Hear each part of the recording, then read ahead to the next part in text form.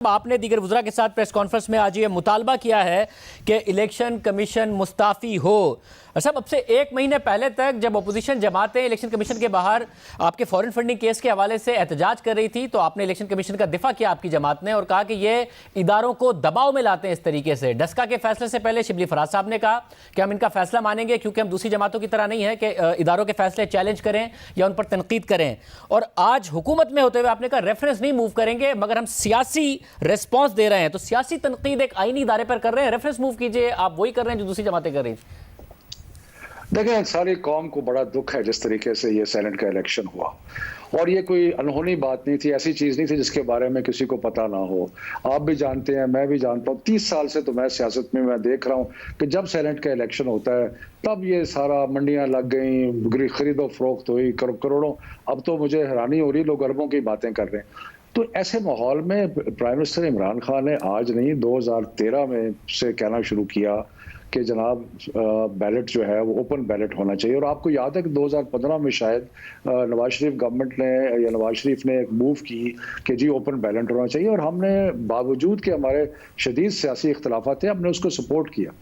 लेकिन यहाँ पे सुप्रीम कोर्ट ने जब एक ओपनिंग भी दे दी और अपने इस जजमेंट में ये कहा कि ये जो बैलेट सीक्रेसी ऑफ बैलेट है ये अनलिमिटेड नहीं है और ये मौका दिया, हम गए चीफ इलेक्शन कमिश्नर को मिले, जाके रिक्वेस्ट की कि आपके ऊपर एक बड़ा अच्छा मौका है कि आप एक ऐसी इब्तिदा करें कि जिससे इलेक्शन जो है सेनेट का साफ शफाफ हो। नहीं किया तो इसलिए ये जो मायूसी सारी कौम की है इसकी हम रिफ्लेक्शन कर रहे हैं कि ये अगर इलेक्शन साफ शफाफ नहीं करा सकते तो फिर रहने का क्या फायदा। सब मगर अगर सुप्रीम कोर्ट का एक तो तफसीली फैसला आया नहीं है, वजीर आजम भी कहते हैं कि जी इलेक्शन कमीशन ने अदालत में जाके क्यों कहा कि सीक्रेट बैलेट होना नहीं चाहिए, हालांकि इलेक्शन कमीशन ने ये नहीं कहा, उन्होंने कहा आईन ये कहता है, आइन में तरमीम कर दें।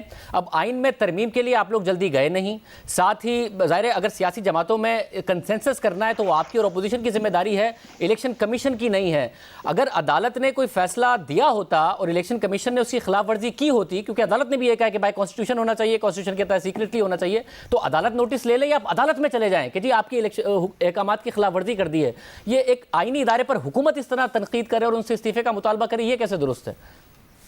नहीं देखिए शाहजेब, 2183 अगर आप उसको पढ़े ना बड़े गौर से तो उसमें क्लियरली लिखा है कि आखिरी में कि will guard against corrupt practices, यानी कि वो करप्शन को रोकने के लिए इकदामात करेगा। इसी चीज़ को सुप्रीम कोर्ट ने अपने फैसले में ख़ास तौर पे एम्फसाइज किया और ये कहा कि कोई ऐसा तरीका अपनाया जाए कोई जिसके ज़रिए ये जो सीक्रेसी ऑफ द बैलेट है ये इसकी वजह से ये गड़बड़ होती है और ऐसा तरीका अपनाया जाए कि ये अनलिमिटेड नहीं है कि ताकि बाद में तशखीस हो चुके कि किसने क्या किया। तो उसके बाद इलेक्शन कमीशन के पास पूरे अथॉरिटी भी थी, सुप्रीम कोर्ट की तरफ से सैंक्शन भी थी और 1500 बैलेट सारे मुल्क में छपने थे, कुछ ज्यादा नहीं छपने थे, 1500 के करीब बैलेट थे।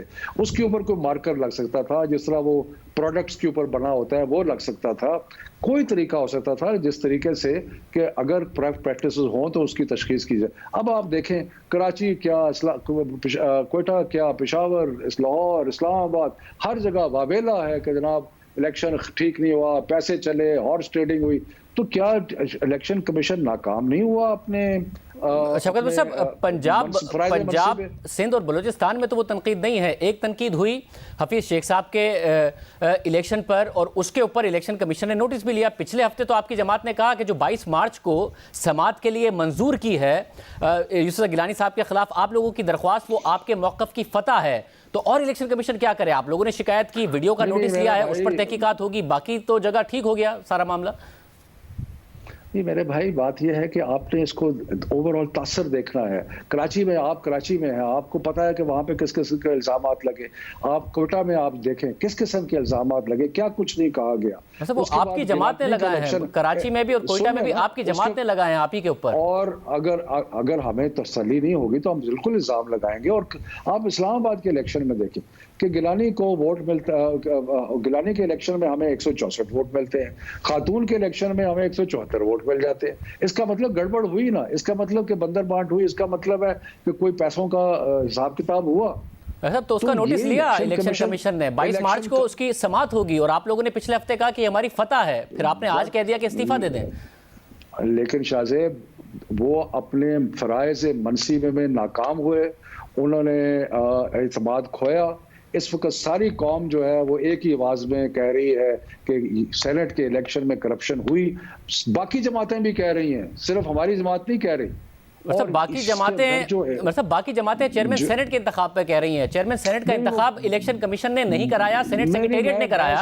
और वो आपने फिर, अगर आपको लगता है कि सुप्रीम कोर्ट ने इलेक्शन कमीशन को कहा था और इलेक्शन कमीशन ने ओपन बैलेट नहीं किया, टेक्नोलॉजी का इस्तेमाल नहीं किया, तो चेयरमैन सेनेट के इंतखाब नहीं कराया इलेक्शन कमीशन ने, आप उसमें करा लेते, वो क्यों नहीं कराया? वैसे चेयरमैन सेनेट के इलेक्शन की बात नहीं कर रहा, मैं बाकी इलेक्शनों की बात कर रहा हूँ। तो उसके अंदर और सिर्फ हमारी जमात नहीं, और जमातों ने भी इसके ऊपर एतराज किया है और पाकिस्तान की कौम एतराज कर रही है। सब तो आप रेफरेंस भेजिए ना, मतलब आप हुकूमत में हैं शफकत महमूद साहब, आप हुकूमत में हैं, आपको इलेक्शन कमीशन के खिलाफ कानूनी कार्रवाई करनी चाहिए, या तो आप सुप्रीम कोर्ट जाइए और कहिए कि जी आपके अहकामात की पाबंदी नहीं की, हालांकि अदालत ने अभी तक अपना तफसीली फैसला नहीं जारी किया, या फिर रेफरेंस भेजिए। सिटिंग गवर्नमेंट इस तरीके से तनकीद करके मुतालबा कर रही है, और इलेक्शन कमीशन आपने आज कहा कि नया इलेक्शन कमीशन आना चाहिए, नया ही है, पिछले साल वजीर आजम ही ये लेकर आए हैं, ये पुराना डस्का का फैसला देने के बाद हुआ है आपके खिलाफ जब फैसला आया। नहीं, इसमें 2 मेंबर ऐसे भी जो पुराने भी हैं। और देखें, हम तो हम एक सियासी जमात हैं, हम कौम के जज्बात की तर्जमानी कर रहे हैं। सारी कौम कह रही है कि इलेक्शन कमीशन जो है वो मुकम्मल तौर पे नाकाम हुआ है इस इलेक्शन को शफाफ तरीके से कराना। मैं आपसे पूछता हूँ, आप दिल पे हाथ रखे कहें ये शफाफ इलेक्शन हुआ है? सबको पता है कि शफाफ इलेक्शन नहीं हुआ, तो इसके लिए एतमाद उठ गया है। अगर आप मुझसे कह रहे हैं मैं दिल पर हाथ रख के कहूं, तो दिल पर हाथ रख के यही कह सकते हैं कि डस्का का इलेक्शन शफाफ नहीं हुआ, इलेक्शन कमीशन नाकाम हुआ। मगर इलेक्शन कमीशन क्या खुद नाकाम हुआ, या आपकी पंजाब गवर्नमेंट ने उन्हें नाकाम किया, और उस पर इस्तीफा इलेक्शन कमीशन को देना चाहिए, या आईजी, चीफ सेक्रेटरी और पंजाब की इंतजामिया को देना चाहिए? आईनी तौर पर वो पाबंद नहीं थे शफाफ इलेक्शन के? शाहजेब वो मामला सब जुडिस है, मैं उस पर बहुत कुछ कह सकता हूँ मैं उस पर, और जिस किस्म के एक्शन लिए उस पर भी बहुत कुछ कह सकता हूँ, लेकिन मैं उसकी बात नहीं कर रहा। मैं बात कर रहा हूँ सेनेट इलेक्शन की। सेनेट इलेक्शन के बारे में मैं आपसे पूछता हूँ, क्या आपको तसल्ली है कि सेनेट का इलेक्शन जो है वो शफाफ तरीके से हुआ है, कि कोई उसमें वो जो वीडियो जो है अली गिलानी की, उसके बारे में क्या ख्याल है आपका? और शफकत महमूद साहब बोल रहा है, तो शफकत महमूद साहब उसका नोटिस लिया इलेक्शन कमीशन ने, 22 मार्च को उसकी समात है। आपकी पार्टी ने पिछले हफ्ते कहा कि ये हमारी फतह हुई है, इलेक्शन कमीशन ने इसको काबिल समात करार दिया है। आज आपने इस्तीफे का मुतालबा कर दिया, और इलेक्शन कमीशन क्या करे? उसमें हमने उनको एक बड़ा तरीका बताया था। जब मैं गया, फवाद चौधरी मेरे साथ थे, बाबर रवान, बाकी लोग साथ थे। हमने जाके उनको तरीका बताया।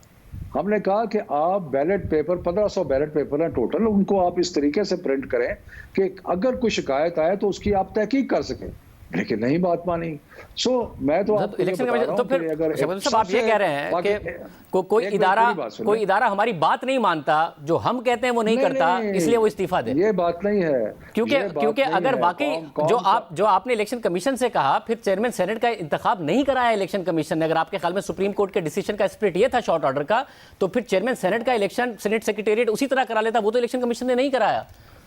देखें, मैं सेनेट इलेक्शन की बात ही नहीं कर रहा मेरे भाई। मैं ये कह रहा हूँ, और आपसे भी कह रहा हूँ, जिसका आप जवाब नहीं दे रहे, कि सीने पे हाथ रख के बताएं कि क्या ये इलेक्शन कमीशन ने सेनेट का इलेक्शन सारे मुल्क में बगैर हॉर्स ट्रेडिंग के, बगैर पैसे के लेन देन के, बगैर करोड़ों की बोली लगने के, क्या उस तरह का इलेक्शन हुआ है या दूसरी तरह का इलेक्शन हुआ है? क्योंकि आप क्या इसको प्रिवेंट कर सकते थे?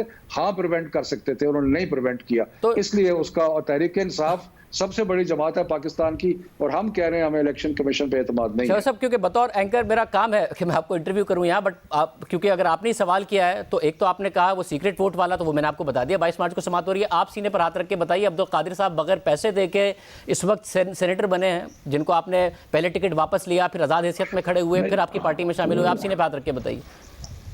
देखें, बात यह है कि आप मेरे सवाल का जवाब दिए बगैर, आप तो वैसे तो आपको मैं एंकर हूं इधर आज मैंने सवाल करना है, आप जवाब देने आए हैं। नहीं, बिल्कुल आपका हक है, लेकिन देखें, बजाय इसके कि एक शख्स के बारे में, जिसके बारे में कोई प्रूफ ना आपके पास है ना मेरे पास है, मैं एक शख्स का नाम लेके बात करूं, तो उसके साथ उसके हकूक पे ज्यादती नहीं होगी, उसके जो फ्रीडम है उसके खिलाफ बात नहीं होगी। मैं आपकी जमात ने इल्जाम लगाया है, फिर तो हुकूक पे ज्यादती हुई। फिर कई लोगों के नाम ले सकता हूं। आपकी जमात ने इल्जाम लगाया और इमरान खान साहब ने टिकट वापस लिया उनसे।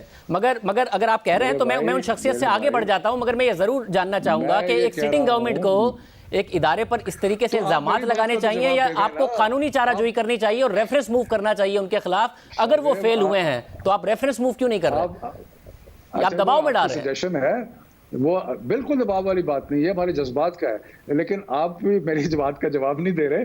लेकिन कोई बात नहीं, मेरा आपका काम है सवाल पूछना, मेरा काम है जवाब देना। मतलब तो आपने मैं ये सवाल कह रहा पूछा, हूं 22 मार्च को कि समाअत है, तो मैं कौन होता हूं वर्डिक्ट देने वाला? बट मैं ये जरूर जानना चाहूंगा नहीं, शफकत महमूद साहब, क्योंकि आप बहुत सीनियर सियासतदान हैं, अब इस मुल्क में रिवायत नहीं नहीं, बन गई कि देखें- ऑपोजिशन भी यही करती है कि इदारों पर दबाव डालते हैं जब अपने मर्जी के फैसले ना आए, और आप भी यही कर रहे हैं। अब ये रिवायत बन गई है कि इदारे अपनी मर्जी के फैसले ना दें तो उन पर दबाव डाला जाए तनकीद करके।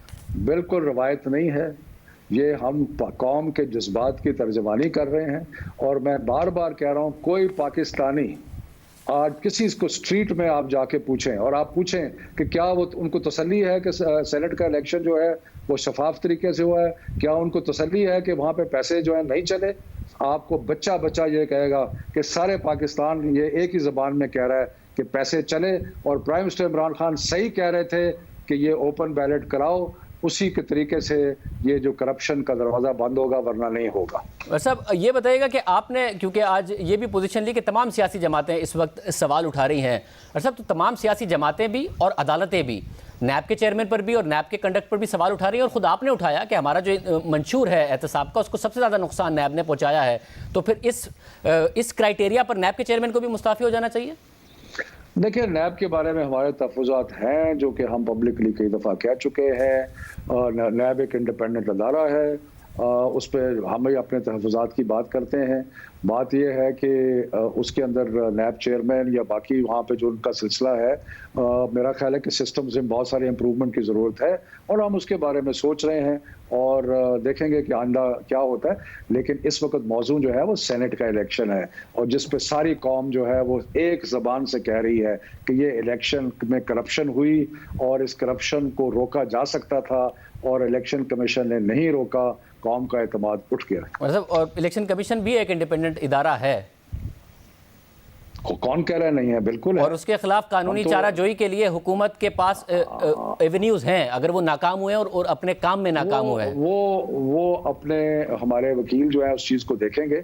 लेकिन मैं तो आपको जो कौम के जज्बात की तर्जमानी का फरीज़ा मेरे पास था वो मैंने कर दिया, और हमने कहा कि ये इलेक्शन बिल्कुल साफ शफाफ नहीं हुआ, और उसकी जिम्मेदार हर तरीके से इलेक्शन कमीशन है।